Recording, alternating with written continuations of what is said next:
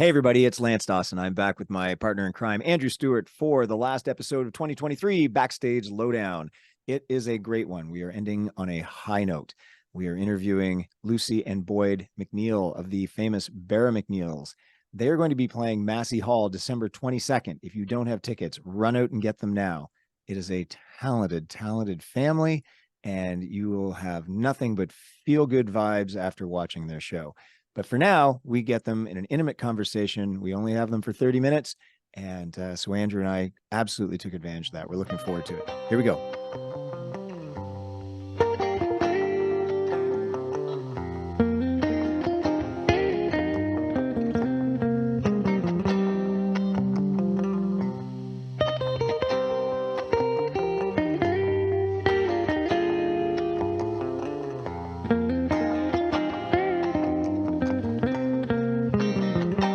So how have you been, man? Been busy. And you know what? I never say busy because everybody's busy. Yeah. And I always think if I say I'm busy, that insinuates somehow that you are not. And I hate that. So I never say I'm busy. I'm like, yeah, life is full. It's great. Kim and I had this ridiculous idea. We were on vacation brain in Hilton Head, and we realized that we have two Labradoodles, one of which is 4, and who came to us after we lost our first initial dog. And then Sky, who has been with us for a long time as well. She's 13 and a half. So Fender, the dog he's never been in a house without like another dog. We don't know, how long Sky will last. So we had this idea that, we should probably get another dog, and then, a transitional thing. And technically, like if you have a dog, I think that says you're a kind person. If you have 2 dogs, well, maybe you're like super outdoorsy or something. If you have 3 dogs, there's like, okay, now there's a problem. So, but technically we don't have 3 dogs. We have 2 dogs. And then you've been discussing the idea of a transitional dog. Yeah. For Fender. Like Fender would have that 3rd dog. It's not right. Our dog. So It'd be Fender's dog. It has nothing to do with you. It's completely up to Fender to care for it. That would be it. That seems to be the thought process. Yeah. But we're well beyond contemplating it. So we have a Bernedoodle, which is like a Bernie's mountain dog, but that they left it in the dryer too long. Right. You know what I'm saying? Like it's shrunk. Okay. And it's smart and it's cute and stuff. So Does Fender have a new dog? Yeah, Fender has a new dog. Oh, wow. And what's the new dog's name? What was Fender named it? Yeah. That was tougher than I thought. I thought this was going to be like, dog name, piece of cake. And I know you've got Aspen, right? That's why I was asking you. Oh, okay. You go pick. Yeah. Maybe? Yeah. Strings? No, his name. All of these are good suggestions. Strings. Strings. Whammy bar. Hey, whammy. Yeah. Big whammy, big whammy, big whammy. You know what? That we're doing this podcast early in the not early in the morning. It's like 11 a.m. It's too early already. It is too early. His name is is anybody in my family ever going to listen to this? His name is Ryman. Okay. So the boys call him Rye after alcohol, which is great. That's some crackerjack parenting on my part. But yours is after the music hall. Gotcha. And I think that Kim is calling him Rye as well. There you go. I don't know what her thing is. I don't know if it's Rye. I don't think it's maybe she music just cut it down. But still a musical dog. I like it. It's a good name. You think so? Yeah. Rye is, I don't know. It doesn't roll off the tongue. Ryman. Like, hey, Rye. Hey, Ryman. Yeah, Ryman. There's a couple syllables in there. Yeah, that's good. That's good.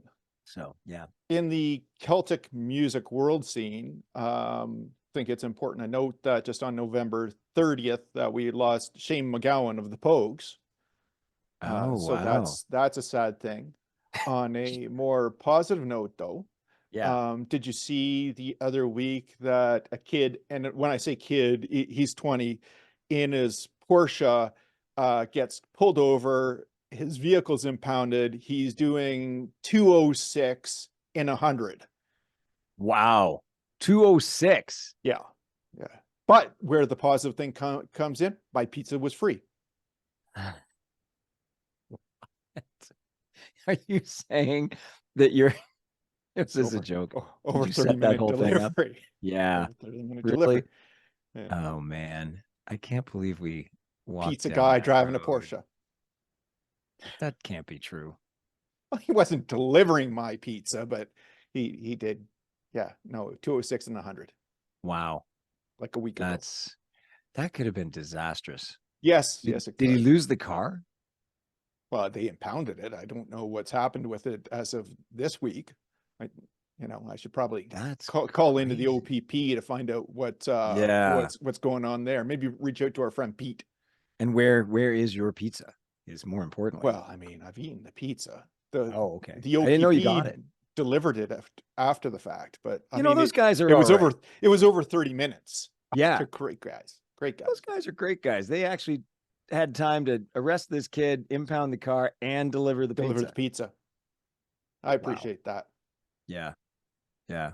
This is why we have to get Pete Fowler back on the show. I know. Just to find out what happened to the car. Yeah. And other suspicious Because crimes. I've got questions. I'm telling you, you and got the a world's long fascination list with I do, and the world's of fascination with true crimes. crime, we should definitely have Pete on the show. Did you know, in this, not a joke, nothing set up here. Did you know that the Caesars, the drink, the birthplace was in Calgary? I did know that. This was new to me as of like the last week. Yeah, it's a Canadian thing. Yeah. Well, I knew it was a Caesar. Canadian thing. You can't get Kamado if you're over in Australia. They don't know what you're talking about. But all I'm picturing is a bunch of drunken cowboys with their fancy Caesars.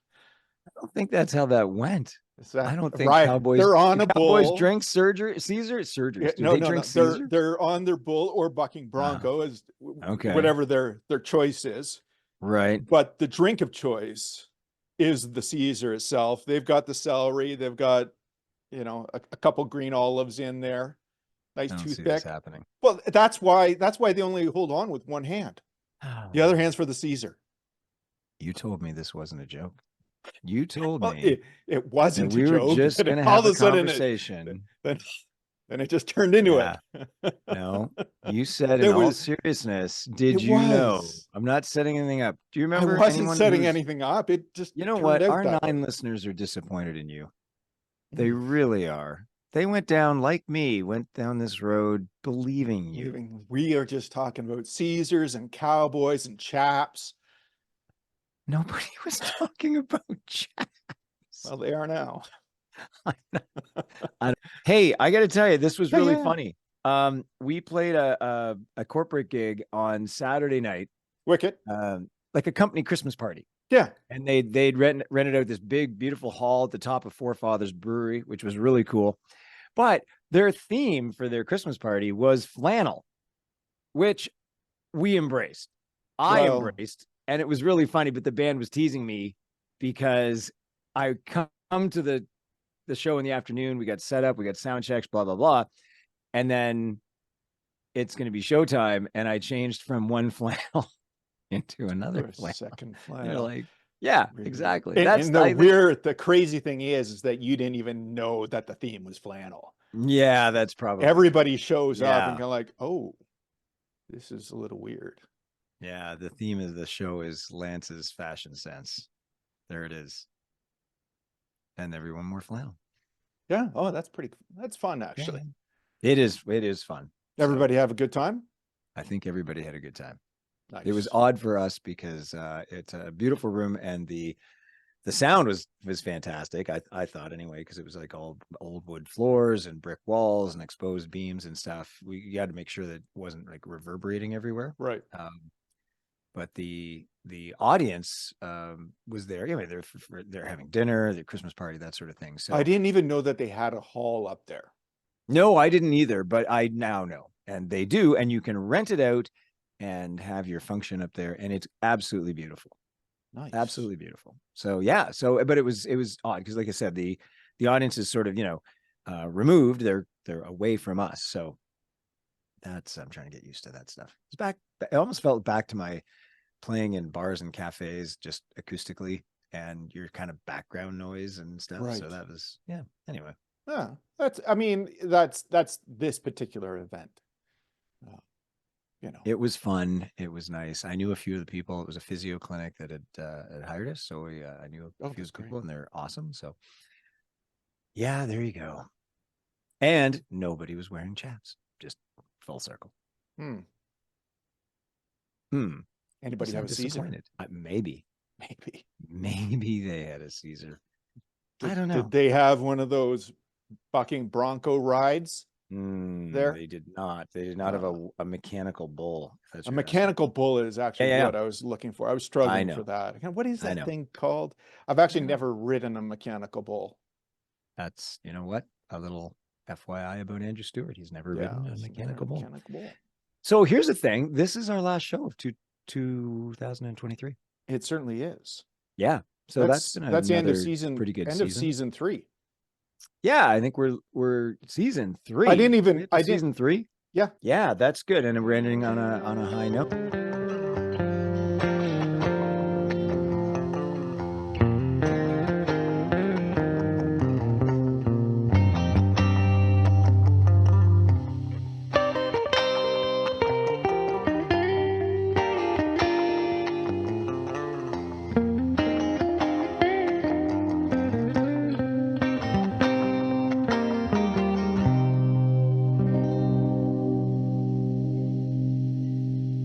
We really appreciate it. I know you guys are on a big tour right now, and so we're excited to get you even just for a short amount of time. So where were you playing last night?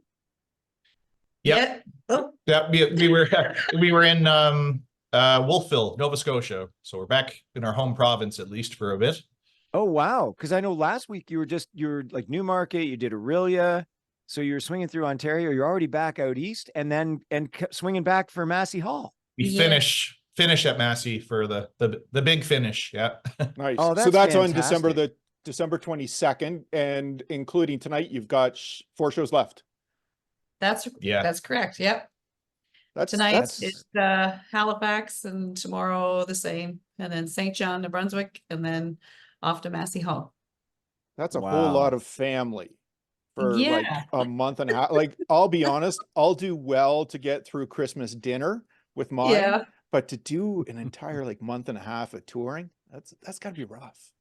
Well, we have a good crew, you know, our tour manager and sound guy, and we have a cousin who does merch, and the bus drivers. Like, we've had some great people traveling with us, and that certainly helps us. You know, there's someone else to talk to besides each other. Yeah.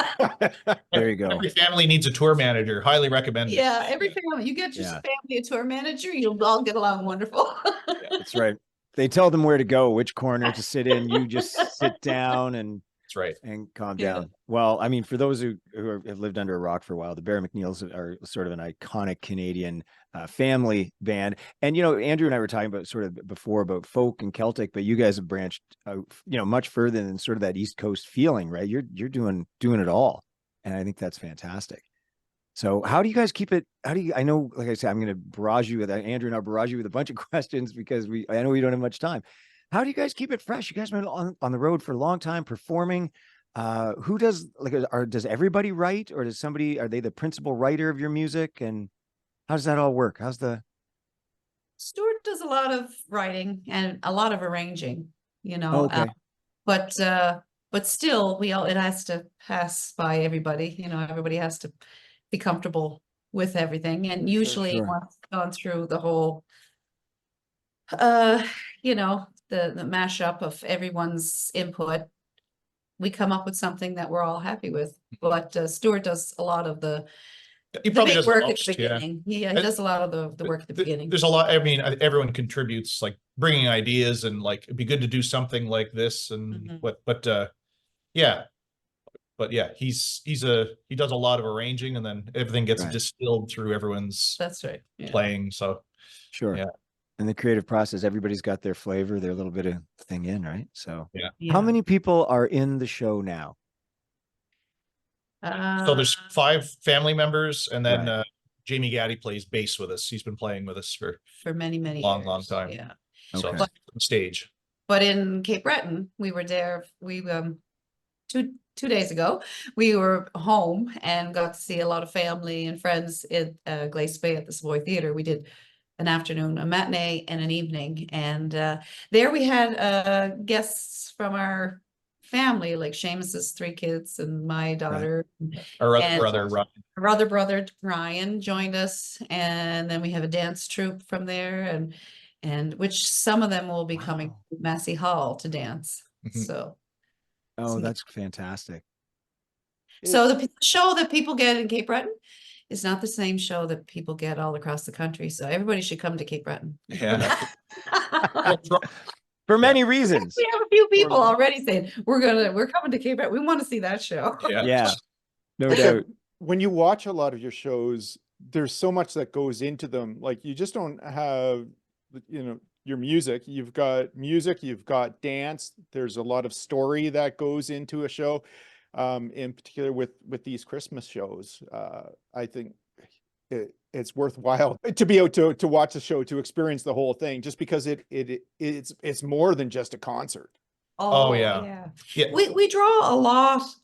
The Christmas concert draws a lot from our experience growing up, and it's not something we're making up. And I think that's what the genuine thing that people take from it when they go to the concert. They feel that they've experienced an evening with us at home, you know. Right. And of course we have on big stages, we've done arrangements and things to make things a little bigger, but even in that, it feels very intimate, and they feel they know us and are right there in the living room. So I think that's really important, right? So it's like a kitchen party. Yes. Yeah. Do you enjoy playing places? Well, a Massey Hall, who wouldn't enjoy it? It's just such a fantastic place. But I find that like that would be as big as I now go. Like I really enjoy seeing performers like yourselves, because you're right, you can retain the intimacy. Yeah. I question how intimate it gets in these stadiums, so do you enjoy playing like center in the square, Massey Hall, with that size of venue? Oh, absolutely. Oh, Yeah, I mean, if you go to these big shows, I mean, rock shows and stuff, it's just a different thing, but Sure. you can take it down. People lean in a little more. It's just much more intimate. It suits our show, especially, people, when they first come in, you always have to warm a crowd up, and it's a lot easier when the venue is nice and cozy. And it helps with the show for sure, like when it's intimate. Absolutely. Now, do you guys play? I'm sorry, maybe I should know this, but do you play in the States a lot, or do you it's mostly Canadian tours, then down in the States a bit? We used to. Yeah. We used to play a lot more. Okay. Summers we played every Irish festival down there every weekend, and so since COVID and and different things, we haven't really went back. We've just kind of stayed close to home, and because things became more difficult, Right.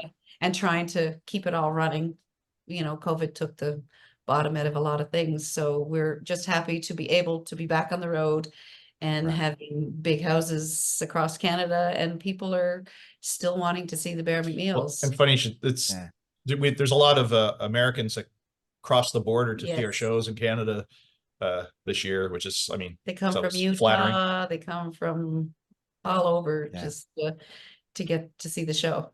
And Well, we do that's have what I was thinking. requests, are you coming to the US? And it's there's only a certain span of time to do Christmas shows, and you can't go everywhere. No, but I was thinking that the demand for a show like yours and that style of music, it would be really big, because there's not everybody's doing it, and you guys do it so well. And it's, so I just thought, well, maybe the Americans would be trying to draw you down there for a little bit. Oh, they are. It's just trying to make it all work.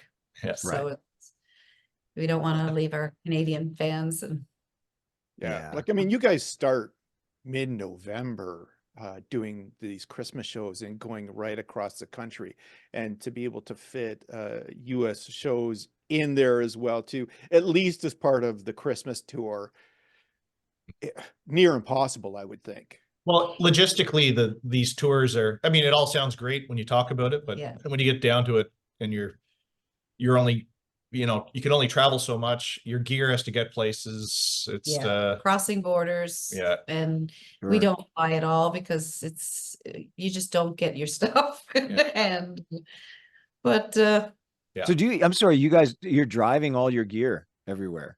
Is that well, what you're saying? we ship a lot of gear out. We fly out Right. and then we, like tour bus back. And we start planning as soon as we finish a tour. Yeah. The planning starts almost January. Oh, wow. Right. Yeah. So have you guys actually lost Well- equipment before? Sorry, what have you lost? We actually have, what did we lose? Well, there was a flight. I lost my bazooki and our bass player lost his bass. And the bazooki, like the bass, there was a backline one, you know, it worked. I had another style. I don't know if you know what a bazooki is, but it's like like a mandolin tuned a little lower. But I had something someone was kind enough to loan, which was a different tuning. I had to tune it even lower, so the strings were super slack. So I had to play it like with just you know, it's Like, you know, gently as I noodles. could. Yeah. So it wasn't great, but we got through it. Anyway, it's always nicer when your gear shows up. Yeah. There's So- lots of stresses that our manager and the tour manager look after.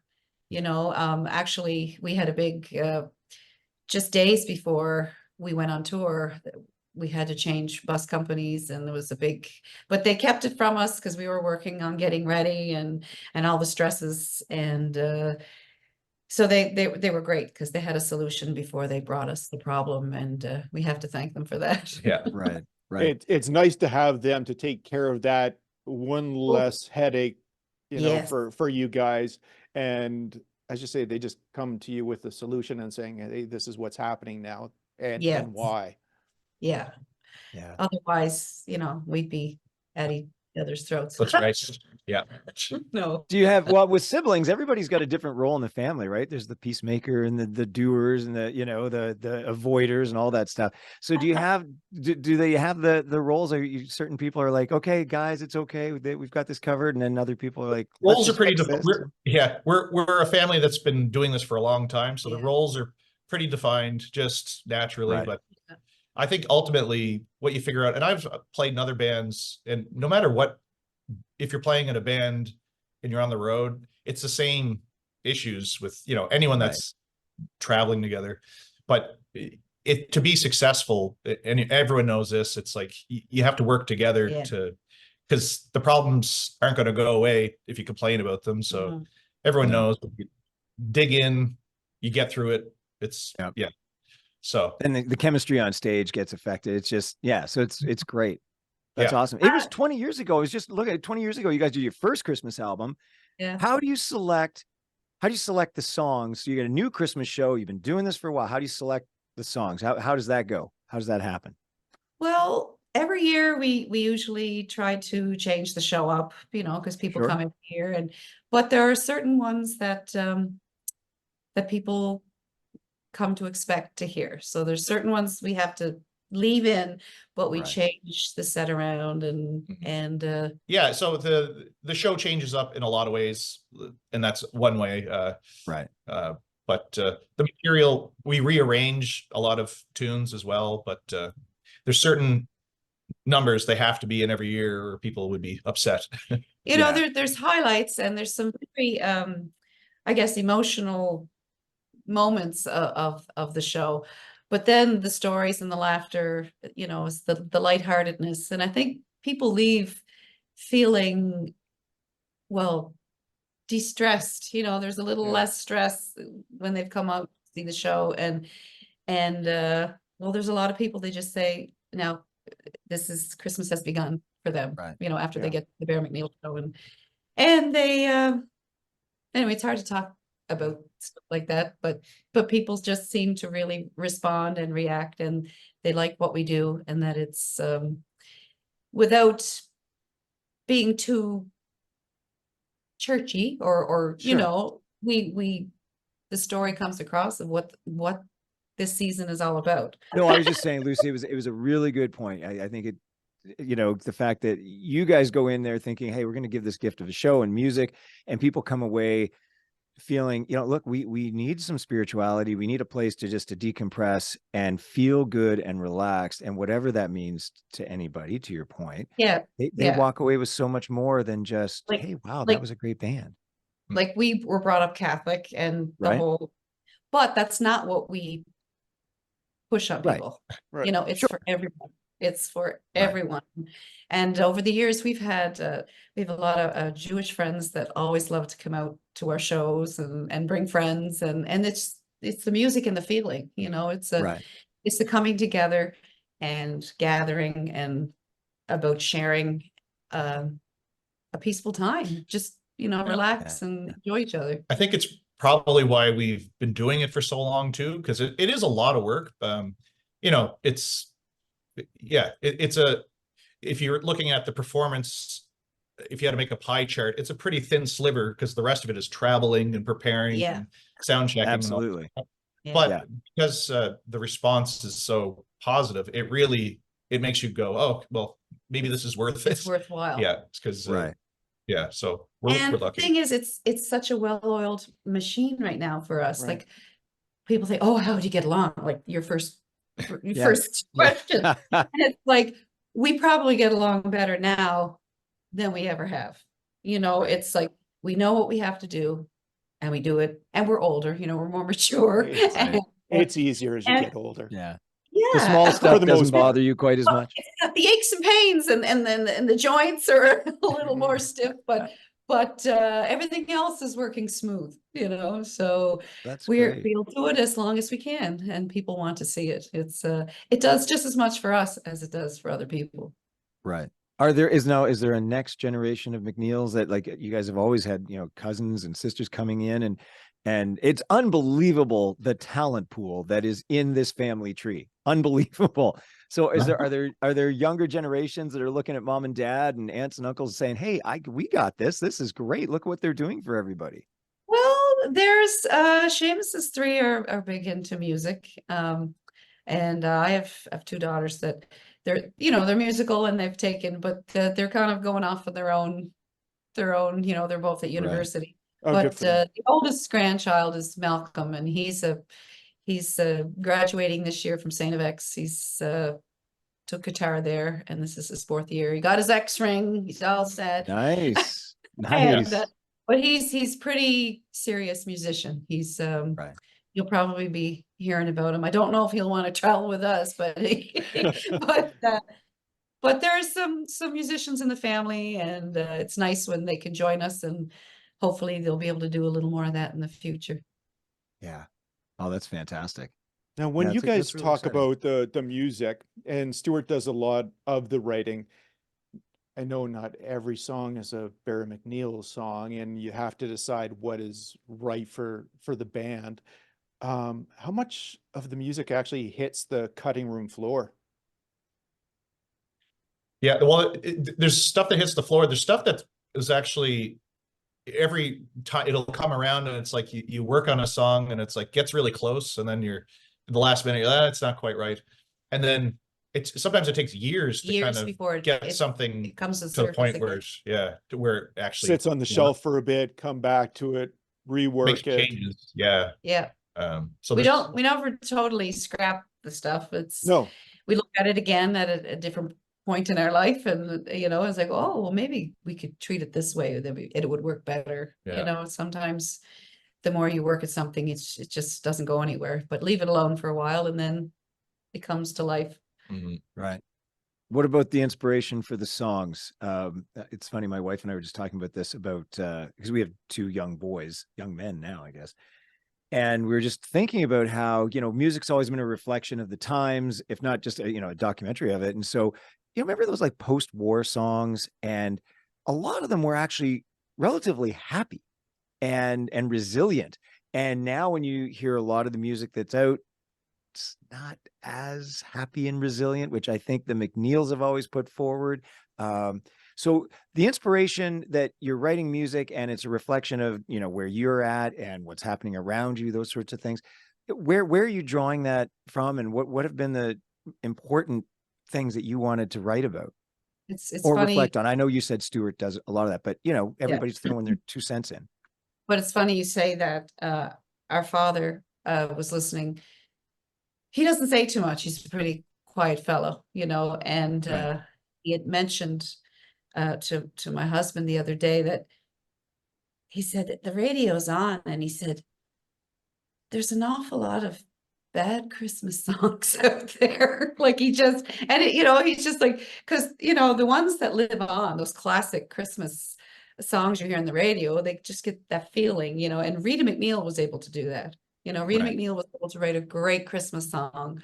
Some of our favorite albums that were like Bells of Dublin from the Chieftains. Like there's a certain magic that comes, and some people can put these albums together. And I think we take cues from those, from before us, things that touched us, and use that kind of, we don't need to talk about the troublesome stuff in our lives, because it's there every day. So it's better, I think, to talk about things that get us over the hump and give us a little hope. Mhm. That's basically the gist of it all. Right. And that's why people come to the shows. Yes. Yeah. So to get Leave feeling with a little bit of hope, and they can get through the season. So what's on tap for you guys now? So when the tour is over and you're exhausted, you said like the planning for the next tour starts in motion already. So what can people get excited about? Is there a sort of a spring summer thing, or lots of festivals down east that we can all go to that you'll be at? What's There's happening? actually this summer, we're playing There. several. There's one in Ingonish. Yeah, at Cape Smoky, it's a ski hill there, but Ingonish is a beautiful area in Cape Breton. So it's very much going to be a destination event where you Right. can get a cabin. It's in the Highlands Yeah. of Cape Breton, so it's beautiful. There'll be different concerts, but we're one of them, and you can actually take the gondola ride and see this, come down and see the gorgeous mountainous area. I think we're going to be Beautiful. on as the sun is setting behind the stage Right. too. So it's like, it'll be pretty special. So that's going to be a highlight, I think, of the Already summer. people are planning their vacations around around that Wow. time. I'm writing this down. Actually, this seems like a good thing to do. There's a few I other think ones some that festivals and stuff. there's some festivals. Yeah. We're playing a little more around home than we probably normally did. Right. That makes sense. It's nice to be home. It's a good time of year to be home. I mean, it's funny when we're on this tour, it's kind of a one day at a time thing, but Right. we are doing some playing definitely coming up. So I guess our website might be more reliable than what we're saying. Than us. You guys aren't We're doing back the to the- website. Somebody that actually Yeah. knows is working on that. Yeah, that's right. Yeah. We're back to that tour manager guy, but just ask him. He knows what's going on. Or Yeah. Yeah. Mhm. You should interview him. He's great. Yeah, interview Yeah. him. Listen, I was No, curious. this is- How are you guys on your family history? Are you okay like pre-Canada?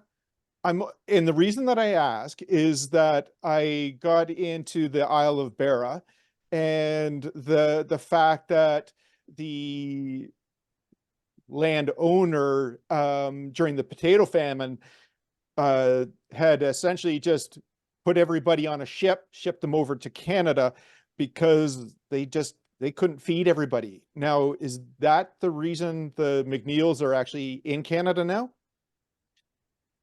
Yeah, I don't know if it was so much the I don't know about the Potato famine. It was more the clearances. the clearances when Okay. They purposely cleared their lands of the people for more cattle and for their own benefits. Yeah. So the people, were sent, we headed to Cape Breton over 200 years ago to survive. And we had to cut out the trees, and like when we think of our forefathers and what they had to deal with, it's a little different than getting on a bus and traveling across the Christmas country. tours and so different. Christmas tour isn't so hard, but we've definitely flourished when we got to Cape Breton, and we love Cape Oh, for Breton very sure. much. Yeah, I wasn't And- really sure about what the history was about the Isle of Barra. Had kind of found something more about with regards to the potato famine, as opposed to them actually clearing the land so they could expand themselves and forcing everybody off their land. So Yeah. Not themselves, but like the English came in Yes. and Right, cleared okay. the land. Yeah. Anyway, It's called the Highland Clearances. yeah. You look up that. great. Yeah. That's my But, bedtime reading tonight. we did Yeah. visit the Isle of Barra in 88. We were over. It's a long time, but we had a great visit. We didn't perform. I mean, we went to a pub and played some music, and then I think we were in someone's house or whatever, and we had a great time. And we That's were fun. told that we looked like Barra people. I was told I looked like a Barra woman. So I took it as a compliment. So I would too. I'd want to look that up. I'd be like, well, wait a second. Wait, Yeah. when I get to a history book, I'm coming back. okay. Well, look, guys, I do want to thank you for taking the time with us this morning. And then more so, I want you to thank you for being part of the Canadian fabric of music. I mean, Canada's so flavorful, but the East Coast, boy, I'll tell you, we've had so much great music come out of that section of Canada, and you're a big part of it. So thank you. And thank you for taking time with us today. Oh, Well, thank thanks you for having for us. having us.